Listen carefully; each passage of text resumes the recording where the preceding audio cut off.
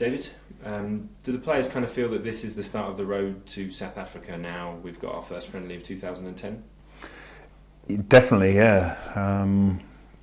There's not many friendlies before the tournament starts, and we've had like a little bit of a meeting here and there for various different things. We've had the suits tried on today. We've had the dietitian in today, so yeah, the preparation is definitely underway now. You've been here before, obviously, with England, but what does it feel like going into the last few weeks of the season? You've got friendlies coming up, and you've also got a tournament in the back of your head. What are the thoughts of a player who possibly could be going to a World Cup in the summer? Well, I think the biggest feeling is what happened when you got the qualification guaranteed. The game against Croatia, which gave us qualification. I mean, once that was done, it was kind of like, yeah, everyone's happy.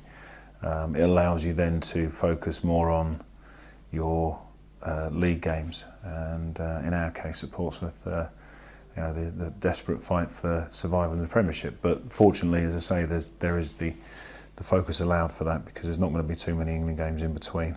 In the back of your mind, as you say, there's always the fact that you want to be making sure that your performances are good enough to qualify for England, and the fear of, I suppose there is a genuine fear of potential injury, but then that goes with normal everyday football anyway. You have to be concerned that and look after yourself that you don't get injured anyway.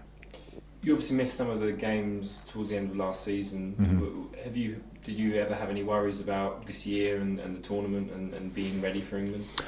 The absence last season was based on it was a plan that I was going to sort of miss a couple of England games, going to miss a couple of games at Portsmouth, go through a couple of operations with an intensive rehabilitation programme with the full intention of starting this season and then carrying on as normal. But unfortunately, with a couple of complications, everything's in couples, isn't it, for some reason, but a couple of complications, I missed out on the one game which I was really looking forward to, which was the Croatia game at Wembley. That hurt me.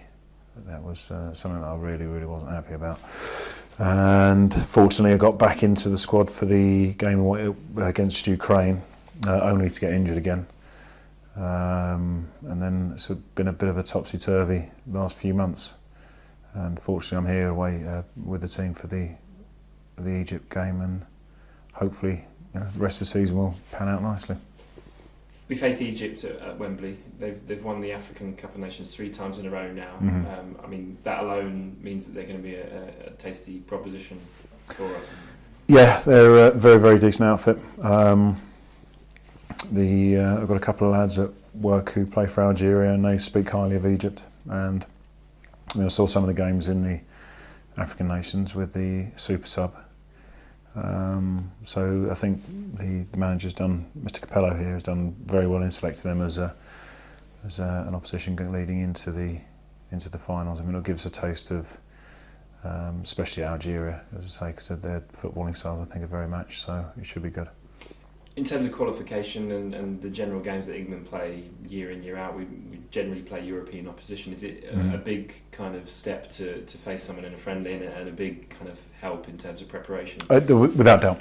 I mean, the style of football is very different. The games that we saw in the African nations, there was a bit of variation in there as well. But so I think Egypt will match. I mean, they're obviously the best team in Africa, in the African continent. But Algeria are decent outfit as well, so I think their footballing styles will match. Just got to keep an eye on the two lads we've got at work, just to see how they're progressing. Does that come in club football? Is there banter every about day, the tournament and every day what they're going to do to England? Yeah, every day. It was it's become a bit of, as I say, everyday bit of banter. They think they're going to do well, and they keep referring to certain players and whatever else, and I just remind them of Malawi match, which they got beat 3-0. So it's good. It's harmless, but they really do want to play that game. On another note, obviously your club's going through a pretty difficult time at the minute financially. Is it somewhat of a release for you to be away with England this week, to perhaps put those troubles behind you and focus on your country? No. My football is the same all the time. It's always focusing on trying to do the best I can for whoever I'm playing for, and the off the field issues at Portsmouth obviously get mentioned, but they're out of my control, so it's not something that I can do anything about on my own, and therefore it's focused. To be with England is good, but I have to go back to Portsmouth, so I don't worry about it. I just carry on and do what I can. Obviously, we've only been together a couple of days now for this one. It's a short one as well, kind of getting together Sunday night for Wednesday. But what is the kind of the buzz around the players and as we said at the start, getting closer to that tournament, that World Cup, and representing England on the world stage?